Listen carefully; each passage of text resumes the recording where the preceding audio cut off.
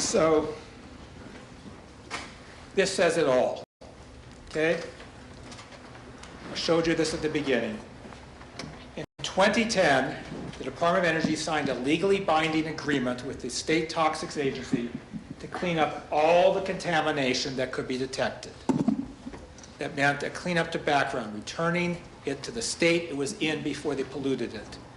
There are 2 or 3 exceedingly narrow exemptions, really narrow.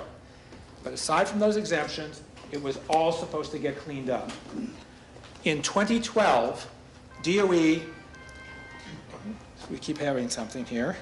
Are we okay? Okay. I want to show you something that occurred here in 2014, excuse me. Those of you who attended this meeting, this is John Jones, the project manager for the Department of Energy for the cleanup of Santa Susana. And this is what he said about DOE and its commitment to live up to what's called the AOC. That's the Administrative Order on Consent, the cleanup agreement they signed to clean up the background. When he mentions Dr. Triai, Inez Triai, that was the Assistant Secretary of Energy who, along with Dr. Chu, had made the offer to the state to clean up. So here's what he told us in this room. And at the end of the day, our perspective is that it's what Dan mentioned. It was Inez Triai who said, I'm tired of fighting. Let's clean up the background. Let's get this site closed. And that is what led to where we're at.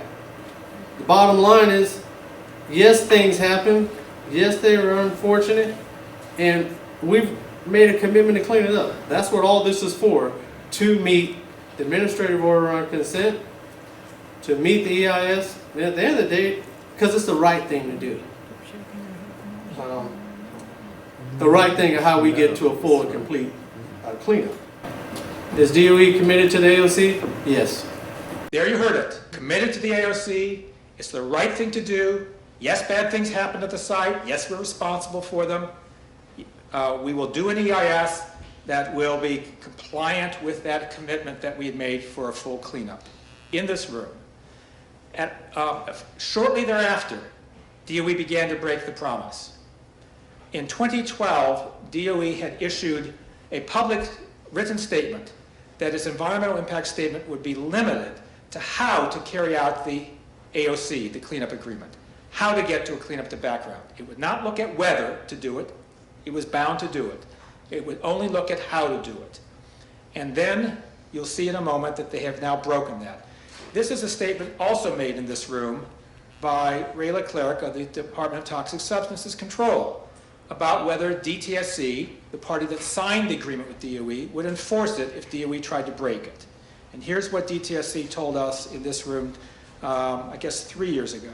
We are committed to the AOCs, and as necessary, we will enforce the AOCs.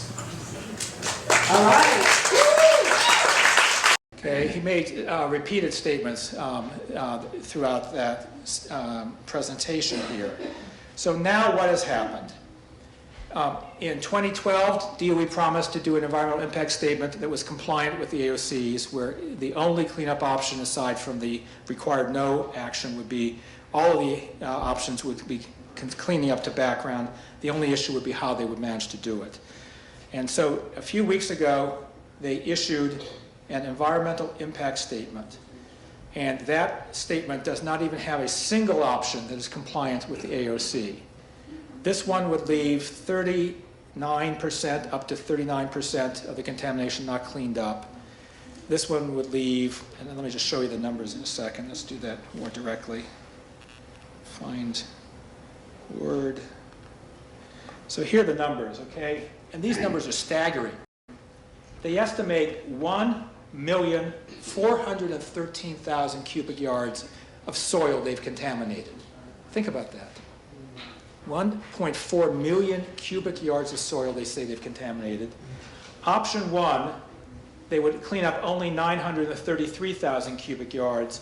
They also say there's an additional 5% exemption that they didn't include that they would not clean up, making a total of 39% that they wouldn't clean up. That's the best option that they put forward. Option 2 would clean up only 192,000 cubic yards of that 1.4 million. That's 86% wouldn't get cleaned up. But they could also take that additional 5%, they say, meaning that it might be as much as 91% that they don't clean up. And the third option, they would clean up perhaps only 104,000 cubic yards out of the 1.4 million, plus that 5% additional exemption. So that's between 90% and 98% they might not clean it. They wouldn't clean up. That's what they're proposing. And let me show you how they managed to do that. Each time violating a legally binding agreement that they signed. And let me point out two quick things for you. An environmental impact statement is required by law to be for discretionary agency actions, actions that the agency has the discretion to decide. DOE has no discretion to decide how much of the pollution that it created it will clean up. There is an AOC, an agreement that orders them to clean up the background. They can't choose not to. And even if there were no AOC, for the chemical contamination, which they say is the bulk of it, under the Resource Conservation Recovery Act, there's simply another polluter subject to the regulation of the state regulatory agency. The polluter doesn't get to choose how much pollution he cleans up.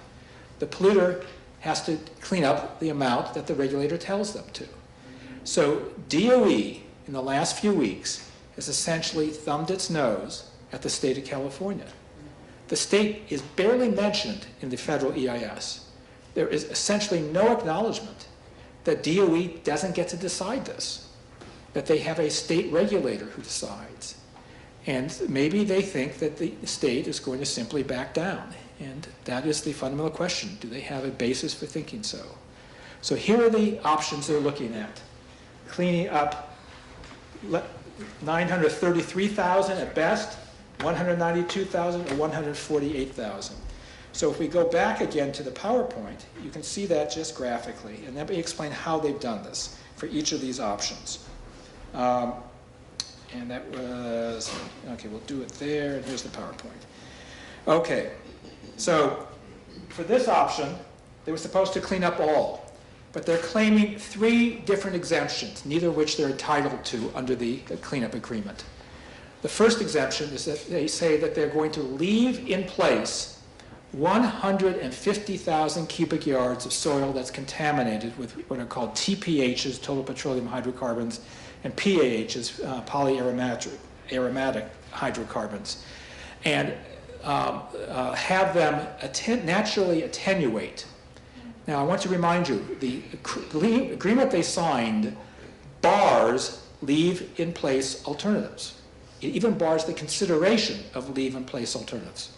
DOE says it wants to leave in place 150,000 cubic yards, and it says that it would take 70 years to naturally attenuate. I don't think there's anyone in this room, with a few possible exceptions, that is going to be alive in 70 years. That contamination was created 70 years ago. What DOE is saying is that they want that contamination to remain on the site for 140 years. But the intriguing part is even then, as my students have been able to uncover, the references that they cite to claim it would take 70 years actually say it doesn't degrade at all. It isn't going to attenuate. So natural attenuation is prohibited, 70 years is idiotic, and it turns out 70 years it'll still be there. It will not have degraded. So that's the first exemption they're claiming. The second is they're claiming an exemption of 330,000 cubic yards, 1/3 of a million cubic yards, for what they claim is their desire to protect biological and cultural features. But the AOC has specific rules about that. The only thing that's protected in terms of cultural features are Native American artifacts that are formally recognized. And if you read the EIS, it says in a table at the rear that there's not a single formally recognized Native American artifact. But they still are trying to exempt vast amount of soil from cleanup. Similarly, in terms of the biological exemption, which to me is just unbelievably hypocritical, they contaminated the plants and wildlife with plutonium, strontium perchlorate, heavy metals, dioxins, PCBs, and they say that they don't want to clean it up because they don't want to harm the wildlife that they have polluted so badly. But even there, they're violating the AOC, which says the only biological exemption is if there is a formal biological opinion by the U.S. Fish and Wildlife Service, which says it's absolutely prohibited for you to take this action. There's no alternative. There is no such biological opinion, and the last time U.S. Fish and Wildlife Service issued a biological opinion on San Jose a few years ago for EPA's cleanup, they said that the two plants at issue actually grow well after disturbance, that even if they didn't, it's a small fraction of the total, and that it would be exceedingly helpful to the endangered species to get the contamination cleaned up. So they're now trying to bypass the U.S. Fish and Wildlife Service, and behind the backs of the Toxics Agency go to the California Fish and Wildlife Service, and they lied to them, said there's no risk of leaving the contamination to people or critters, but there is a risk if they cleaned it up. Amazing hubris. And then lastly, they're taking a 5% exemption, which is in the order only for unanticipated extraordinary events where you technologically can't do the cleanup. And they make no such claim that that's the case. They just want to take that 5% also. So from the first option alone, they are proposing nearly 40% of the contamination not to get cleaned up. The second one gets worse. That's this one here.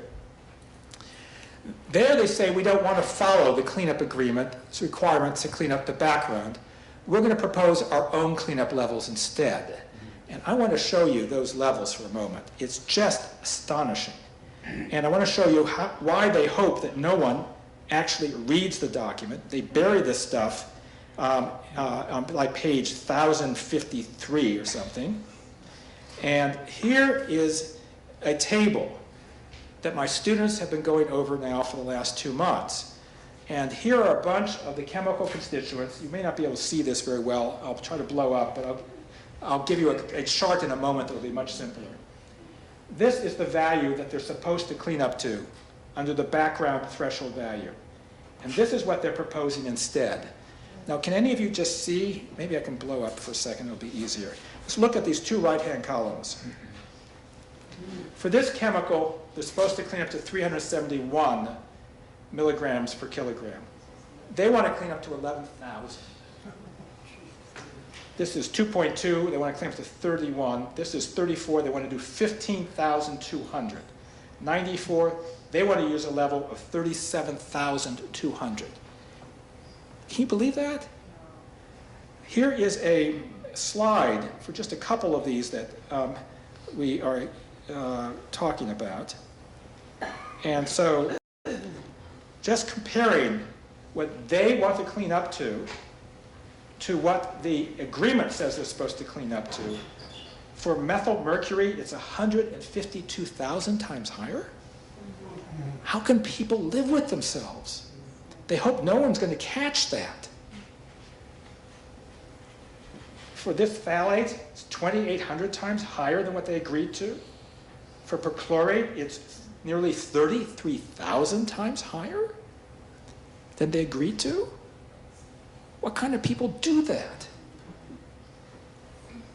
The acetone is 3 million times higher. Okay, how did they do this? How did they pull it off? They claimed that they're going to clean up to a suburban risk-based screening level, suburban residential, that it would be safe for people in suburban residential areas to live in, and that they're basing this on the DTSC, that's the Toxic Agency, approved standardized risk assessment methodology. But if you read the DTSC methodology, they're supposed to, for a suburban residential scenario, consider the risk not just from getting the dirt on your hand, but from your kid eating an apple from the tree in the backyard, or lettuce or tomato plant. And they turn out to not having told anybody except in a tiny footnote or two, to have then used the wrong suburban residential risk-based screening level. What they did, and let me pull up this, it's going to be tiny. You have to understand what my students have been doing with magnifying glasses. Okay? Can you read that? So this is actually the document they claim they're following. And I'm just going to show you that they're not. I'm going to blow it up for you. And my students now need glasses too, not just me. But So do you notice something interesting? This is the SRAM. That's the document they claim that they're doing it. They claim they're doing it based on the SRAM-based Suburban Residential Standard. You'll notice that the SRAM has divided it into two parts. Getting it on your hands, in terms of the soil, and getting it in you by your garden. And the SRAM-based Suburban Residential Garden, I don't know if any of you can read this or know scientific notation. By the way, you notice that they do this in a form that no one can actually understand, right? E to the minus 0.5. But if you look at these numbers are 1,000 times lower than these. They used that column rather than the column they're supposed to use, which is 1,000 times more protective. That's how they are cheating.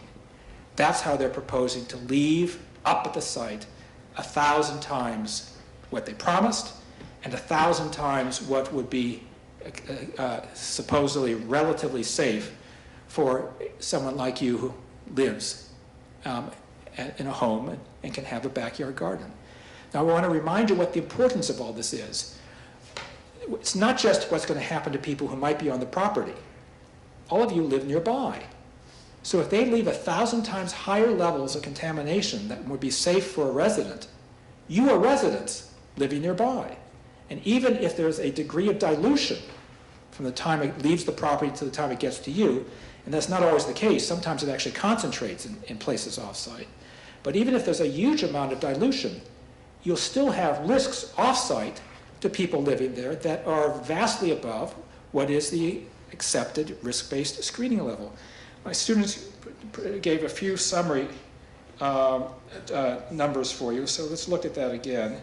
So comparing the true suburban residential number with what they claim it is this one, okay? So for mercury, they claim suburban residential from the SRAM is 16.8, but the SRAM is actually 0.05, 330 times higher levels they want to leave behind than what the document they cite says is appropriate for suburban residential. For methyl mercury, it's 5,800 times higher, 2,800 times higher for cadmium, 3,373 times higher for perchlorate. So even if you took their argument at face value that they were going to clean up to a suburban residential standard, they're not. They are planning to leave behind thousands of times higher than what the actual standard is from the document that they cite. Now, one other little point for a moment, and we'll do that in a moment. So how about radiation? You all are also concerned about radiation. What are they proposing for radiation? Well, for their third option, they want to clean up to what they claim is a 25 millirem standard. EPA bars that, prohibits it, says it's not protective. 25 millirem is the equivalent of a chest x-ray a month. So you tell me what person in a government agency ethically can say that a pregnant woman should have her fetus get an equivalent of a chest x-ray every month in the room, the child every month of his or her life, the adult every month of his or her life. A chest x-ray a month. That's what they claim their standard is. EPA says it's prohibited, barred. But, in fact, they're not even using the correct number because they left out the garden again.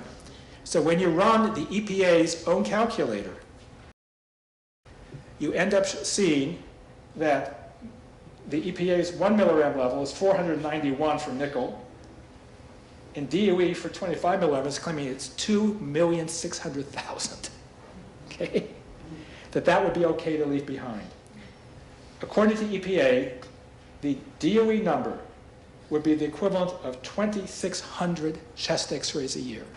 I don't get one unless it's medically needed because it increases the risk of cancer.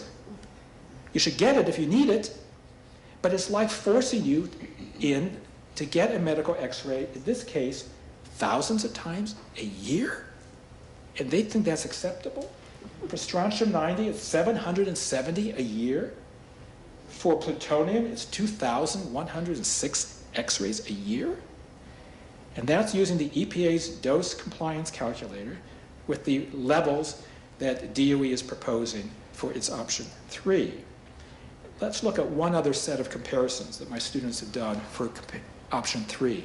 That's where they're talking about 25 millirem. I want you also to go blind like my students did looking at this table for a second, okay? And that is, yeah. Is this cool? Hard to read. On-site suburban residential risk-based, dose-based screening levels for radionuclides in soil. And you can't see this, but I'm going to blow it up for you. There's a footnote at the bottom. Come on, Dan. Footnote. It doesn't want to give me your footnote. I have to get it smaller. Sorry. I'll just have to tell you what the footnote is. Radiological risk-based screening levels are from EPA's PRG calculator. I'll show you in a moment. Were calculated using the assumptions for a suburban residential garden pathway exposure. They just directly lied. So I'm going to run for you the EPA PRG calculator. I want you to look at one number first before I do it, though. And I want you to get your seatbelts on. Okay? Strontium 90. We've talked about it a lot today. Horrible material. Goes to the bone, particularly for children, but for all of us. Concentrates in the bone. Do you see what level they are proposing as their cleanup level? That's 1.2 times 10 to the third. That's 1,200 picocuries per gram. I want you to remember that number. 1,200 picocuries per gram for strontium 90 they want to be able to leave behind on that hill. And they claim that's based on the EPA's PRG calculator, the calculator for preliminary remediation goals. Here is the EPA's preliminary remediation goal calculator. And I'm going to teach you when I teach my students how to use the calculator. Okay? DOE claimed they used it. They used it for the suburban residential scenario with a garden. And they claim that they get 1,200 picocuries per gram, allowing them to leave it. So we're going to select it for resident. We're going to select it for soil. We're going to go to strontium 90, and we're going to select it, SR 90, and we're going to tell it to give us the value. Seatbelts on? Got your seatbelts on, everybody? So here is the number. Can you see this? 3.61 times 10 to the minus 3. That's 0.0036.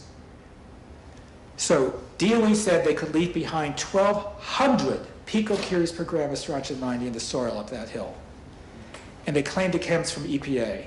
And the actual EPA value is not 1,200, not 120, not 12, not 1, but 0.0036.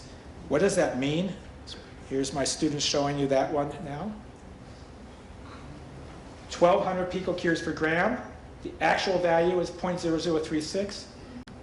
Their DOE is proposing to leave behind 332,000 times higher concentration of strontium 90 than the EPA suburban residential standard that they cite. 333,000 times. Do you know what the EPA estimate is of the risk then from that level of strontium 90? Every third person exposed to it would get a cancer. The risk estimate that from EPA is 333,000 times higher than what DOE is claiming they would leave behind as a risk. It would be 1 in 3 people being able to get exposed. And it's not just strontium 90. I didn't pick one. I do like strontium 90. I mean, it's an important radionuclide. But take a look at nickel 59, 133,000 times higher than the actual EPA level.